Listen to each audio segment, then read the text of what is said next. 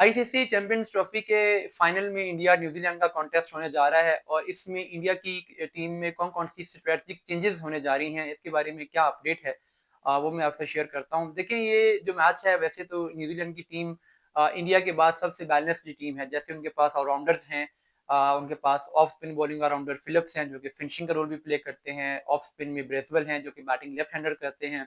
फिर left arm spin में Santner हैं।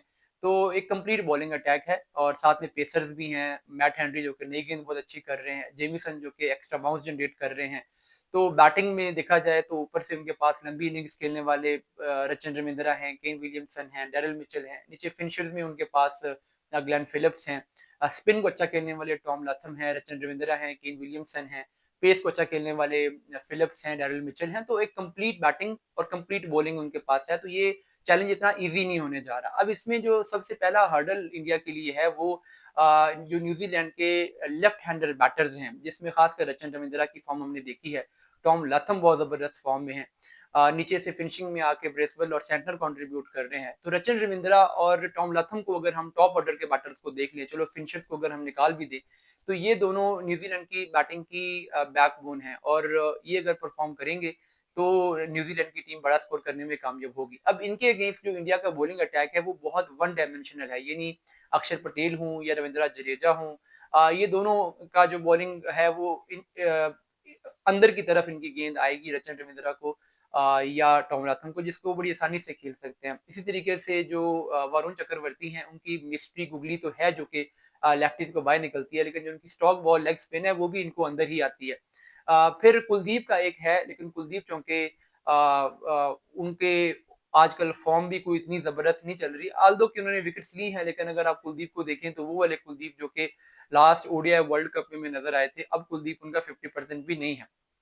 तो इन बैटर्स के अगेंस्ट इंडिया के लिए जो बेस्ट ऑप्शन है वो एक right arm of spin bowling option है जो कि वाशिंगटन सुंदर हो सकते हैं।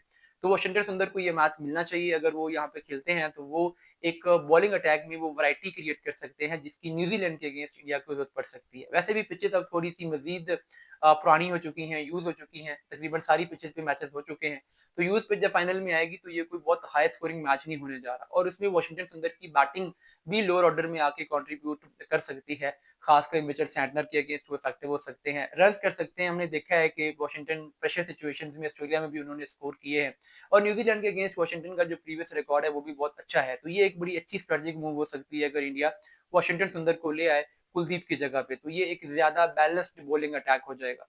उसके बाद जो बैटिंग ऑर्डर है वैसे तो ऊपर से शुभमन गिल ने भी स्कोर किया है, रोहित शर्मा कुछ स्ट्रगल कर रहे हैं और रोहित शर्मा के बारे में ये खबरें भी हैं कि वो चैंपियंस ट्रॉफी के बाद रिटायर हो सकते हैं ओडीआई फॉर्मेट से।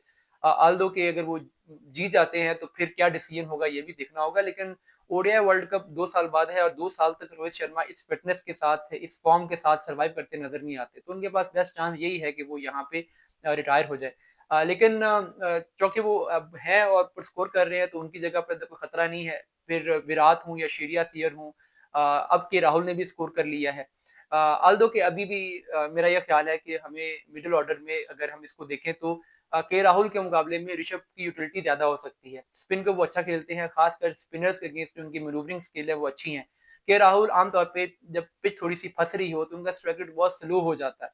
पिछले मैच में उन्होंने कंट्रीब्यूट किया लेकिन कोई ऐसी आउटस्टैंडिंग इनिंग्स तो नहीं थी जब वो बैटिंग के लिए आए तो ऑलमोस्ट मैच तब तक विराट ले चुके थे।